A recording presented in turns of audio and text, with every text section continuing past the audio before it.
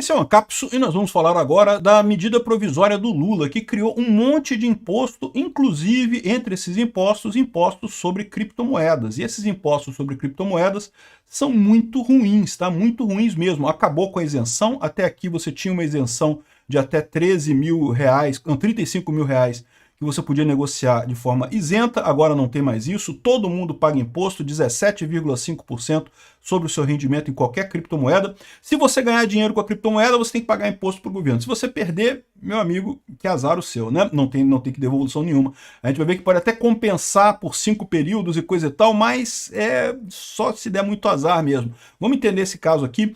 Só uma ressalva antes, duas ressalvas antes. Primeira ressalva, essa medida provisória tem muita resistência no Congresso, então pode ser que o Congresso vede essa medida provisória, que isso não venha a acontecer. Eu espero que realmente que o Congresso não aceite essa medida provisória, que isso seja extinto no Congresso, mas vamos ver o que vai acontecer. Eu vou falar sobre essa questão política, se vai aprovar ou não, em outro vídeo, tá? Porque isso aqui tem a ver com criptomoedas, mas tem a ver com vários outros impostos também.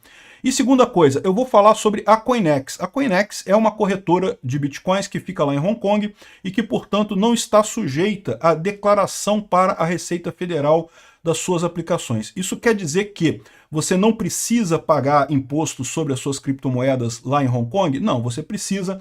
A gente vai ver que, conforme está o decreto, ele realmente você tem que fazer. A única coisa que eu questiono nesse caso, eu vou colocar isso como uma dúvida, é como a Receita Federal vai saber que você tem criptomoedas se você não declarar. Eu não sei como é que eles pretendem fazer isso, mas saiba que pela lei você tem que declarar suas criptomoedas, mesmo as que estão na Coinex ou em qualquer corretora no exterior. Tá? Vou falar sobre a Coinex mais adiante, eu sou embaixador da Coinex, tem um linkzinho para você fazer sua conta por lá aqui na descrição do vídeo. Né? Essa notícia foi sugerida por Peter tomando Ozempic, o Salsicha e várias outras pessoas. Obrigado aí ao pessoal que sugeriu notícias lá no nosso site, no visãolibertaria.com, e obrigado a você que está assistindo o nosso vídeo. Se você gosta do nosso conteúdo, por favor, deixe o seu like, se inscreva aqui no canal, né?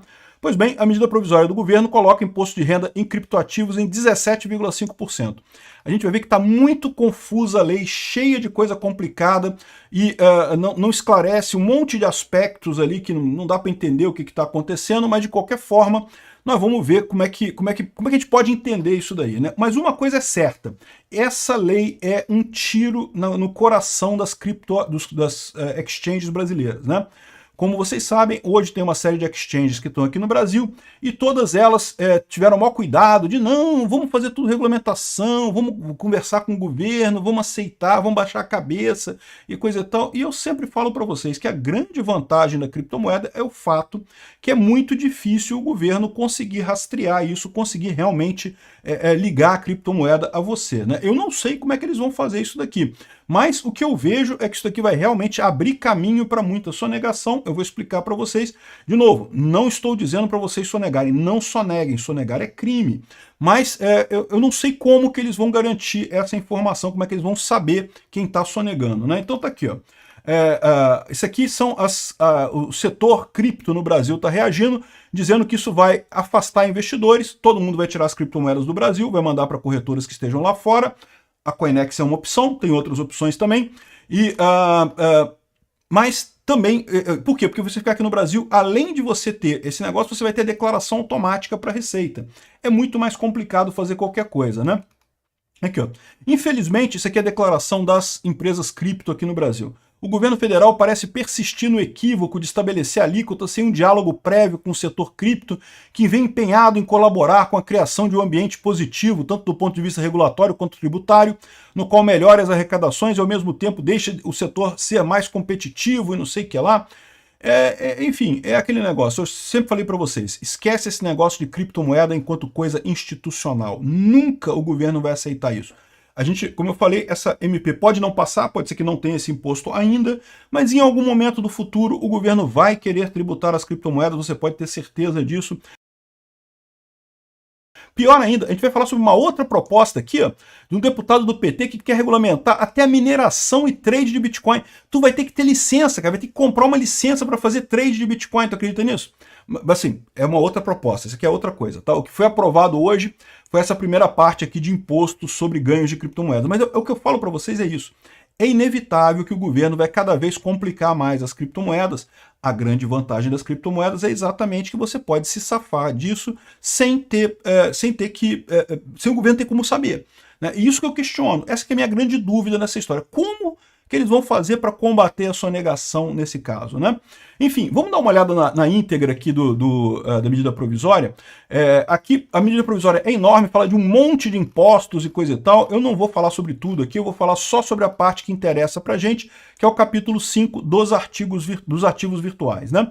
Então aqui, ó, rendimentos, inclusive ganhos líquidos auferidos em operações com ativos virtuais, ficam sujeitas à tributação de acordo com o disposto nesse artigo. No caso de pessoas físicas residentes do país e pessoas jurídicas isentas ou optantes pelo Simples Nacional, ficam sujeitos à alíquota de 17,5%, ou seja, acabou a isenção que tinha, é 17,5% para todo mundo e foda-se, né? Os ganhos líquidos correspondem à diferença positiva entre o valor da alienação e o custo de aquisição, ou seja, é quanto você vendeu menos o quanto você comprou, e a dedução dos custos e despesas cobrados pelos intermediários, desde que efetivamente pagos, coisa e tal, isso também pode ser deduzido. Então, taxa da rede e eventuais outras coisas também são deduzidas, né? A compensação de perdas realizadas com negociações com ativo virtual pode ser feita em apuração nos 5 períodos de apuração anteriores. Então, o que isso quer dizer? Ele vai dizer mais aqui à frente, ó, que as perdas até o final deste ano, de 2025, veja, isso aqui vale a partir de 2026, tá? Porque a matéria tributária tem que respeitar o período de anualidade, né? O princípio da anualidade. Então, só ano que vem que vai entrar isso daí. Mas o que ele diz aqui é que os prejuízos que você tiver até o final de 2025 não contam nessa história. Então, vamos supor que no primeiro trimestre de 2026 você tenha lucro com as suas criptomoedas. Você tem que pagar 17% do lucro que você teve para o governo, né? E se você tiver prejuízo, você não paga nada. E aí, no segundo semestre, se você tiver lucro, você vai ter que pagar o lucro daquele ali, mas em tese, se você teve prejuízo no primeiro e lucro no segundo, você pode deduzir do primeiro o seu lucro no segundo. Então você vai pagar menos imposto, o lucro é os últimos 5 períodos, né? Você deduz os últimos 5 períodos. Mas, de novo, a apuração de perdas e ganhos é trimestral. Vai ser imposto caro pra caramba. É a velha história. Se você ganhar dinheiro, você vai ter que repartir com o Lula. Se você perder dinheiro, o Lula manda um abraço pra você. Foda-se você, que ele não quer nem saber. Só quer saber de você se é pra você dar dinheiro pra ele. Mais uma vez, como que ele vai apurar isso se você não declarar? Eu não sei. Não sei como é que eles vão tratar a sonegação nesse caso aqui, né? Bom, eles falam aqui que o período será apurado trimestralmente, então a cada 3 meses você vai ter que fazer uma declaração para dizer quanto você ganhou e fazer o pagamento. Deve ser pago pelo contribuinte no prazo tal e será considerado em definitivo. O que você pagou de imposto nunca vai voltar para você. Ou seja, o que pode acontecer se você tiver prejuízo nos outros períodos é você deduzir das parcelas que você vai pagar mais adiante, mas nunca você receber de volta o que você pagou a mais no passado. Quem comprou NFT, já pensou? NFT chegou uma hora que tava, o pessoal, não, porque NFT vale tanto, não sei o que. Eu avisei aqui no canal várias vezes, a NFT é roubada, não vai a lugar nenhum essa porra. Teve gente que comprou uma fortuna, perdeu tudo, vai receber de volta do governo alguma coisa? Não, não vai, né? Um abraço, né?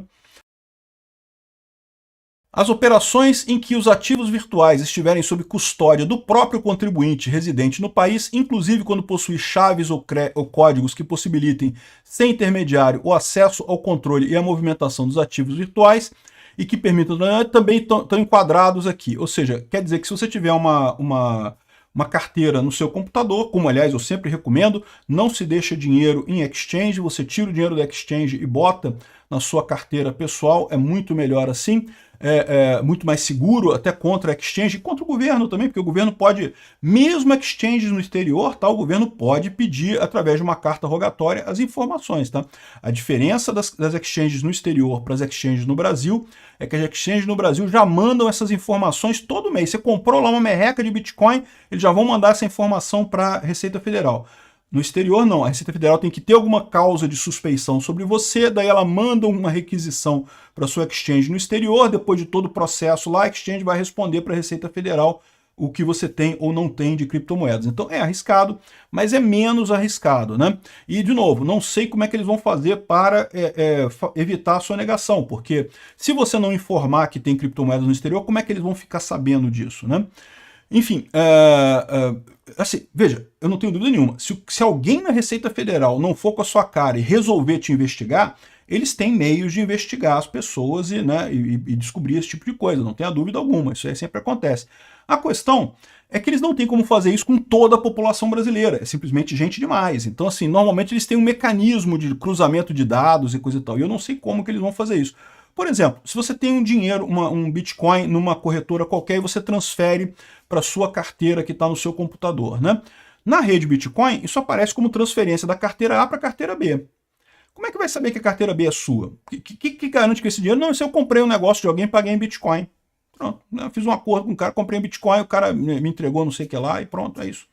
Como é que ele vai saber que você fez uma transferência para... Como é que ele vai saber que aquele dinheiro está na sua... que é seu, né?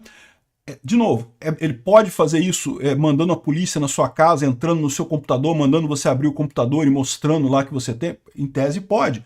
Mas para fazer tudo isso, ele precisa ter uma suspeita original que você está sonegando. Como é que eles vão tratar a sonegação nesse caso? Eu não sei, tá?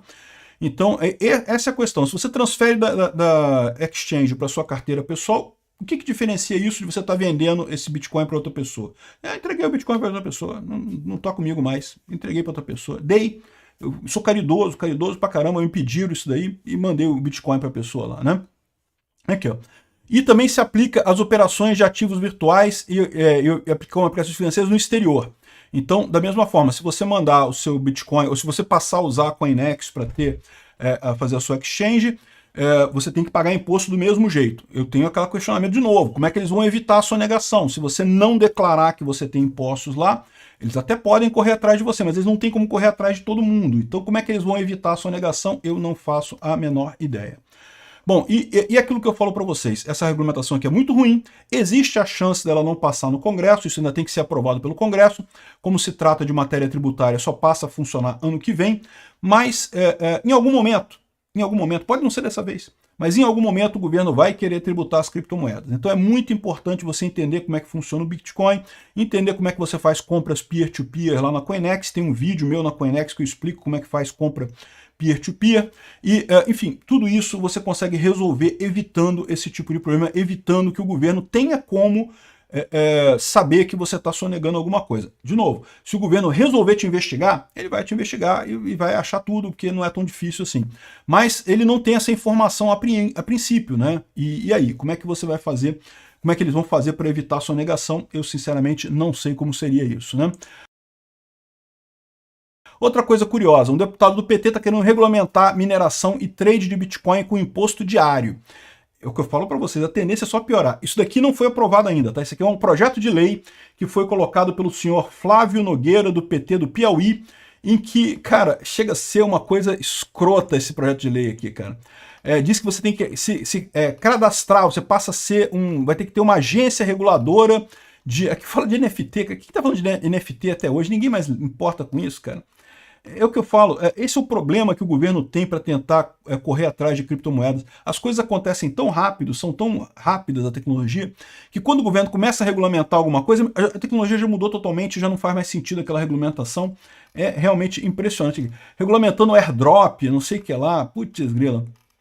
Enfim, aqui ó. Ele bota aqui um monte de informação, um monte de coisa.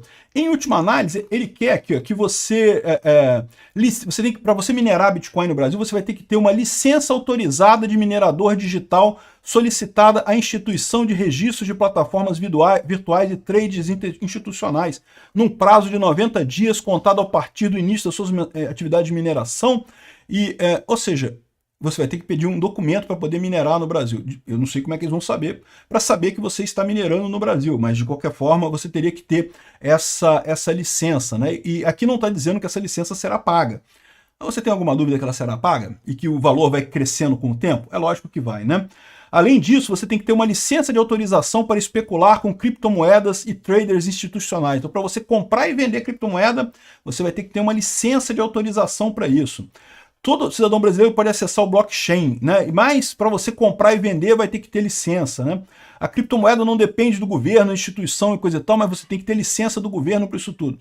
Eu, sinceramente, cara, eu não sei o que esse pessoal está pretendendo fazer, mas é assustador. É lógico que eles iriam correr atrás das criptomoedas. Esse esforço todo de tributação de criptomoedas no Brasil tende a jogar o valor das criptomoedas aqui no Brasil um pouco para baixo. Talvez dê para fazer arbitragem, né? Comprar aqui no Brasil mais barato e vender lá fora mais caro. É uma possibilidade, pode ser que isso aconteça.